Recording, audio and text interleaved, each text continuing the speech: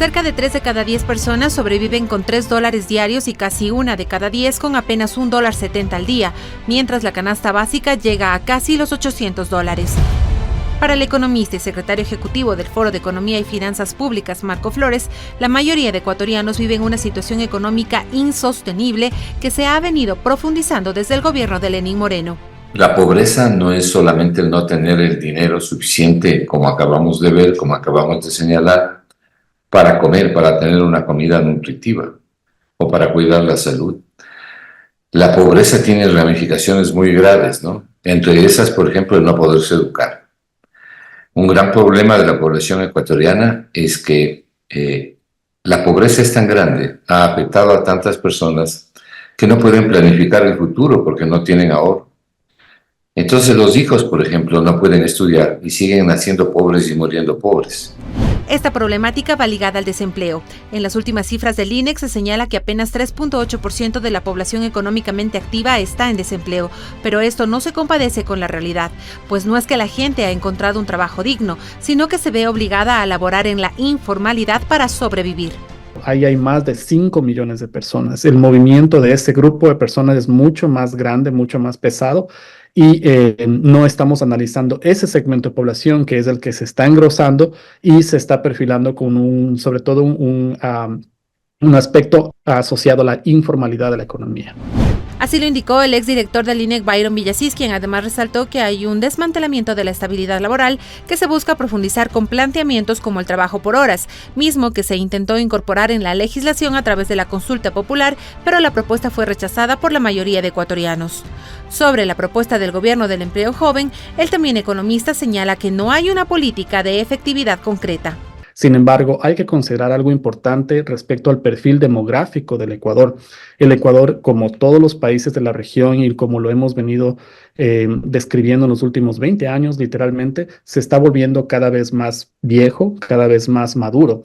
Y la gran cantidad de la población del Ecuador ya no es tan joven. Por lo tanto, cuando el gobierno sobreenfatiza la necesidad de generar empleo joven, no considera que una población muy robusta del Ecuador en realidad ya no es joven. Por lo tanto, en vez de buscar estrategias que intentan tener una resonancia de marketing electoral, lo que deberían es pensar aquellas políticas que benefician a toda la población del Ecuador.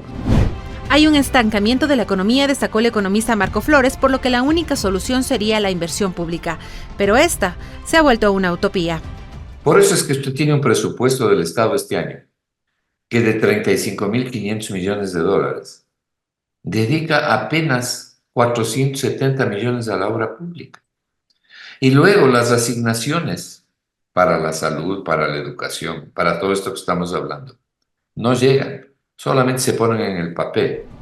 Efectivamente, para el ex viceministro de Salud, Carlos Durán, el presidente Daniel Noboa no tiene cifras para mostrar en el informe a la Nación del 24 de mayo respecto al sector salud, pues nada ha mejorado. Más bien el drama de los pacientes ha empeorado porque no pueden acceder a exámenes básicos, ya que los equipos están obsoletos o dañados, además de la falta de inversión en infraestructura y acceso a la medicación. Ejemplos puntuales: el tomógrafo del Hospital Eugenio Espejo está sin funcionar desde diciembre, me parece, noviembre, diciembre del año pasado.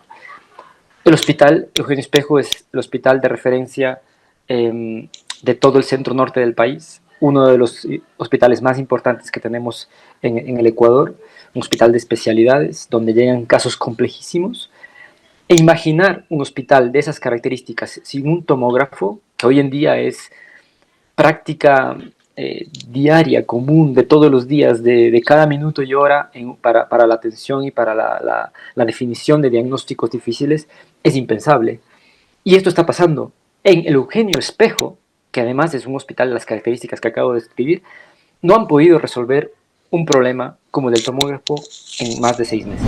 En materia educativa, los docentes tampoco sienten la inversión en infraestructura y seguridad, pero sí el miedo que se ha apoderado de las escuelas fiscales, sobre todo en Guayaquil, a pocos días del inicio de clases. Así lo resaltó Hilario Beltrán, presidente de la UNE Guayas. La gran mayoría de maestros están siendo vacunados en estos sectores. Estamos hablando del distrito 09, D08, que tiene que ver con el noroeste de Guayaquil, donde están la mayor cantidad de barrios, de cooperativas, de sectores urbanos marginal, y que por lo tanto son los sectores como Santidad de Dios donde la delincuencia reina y la policía mayor o poco o mucho o muy poco realmente se realiza ahí por querer enfrentar a estos delincuentes y sobre todo por desbaratar estas bandas delincuenciales.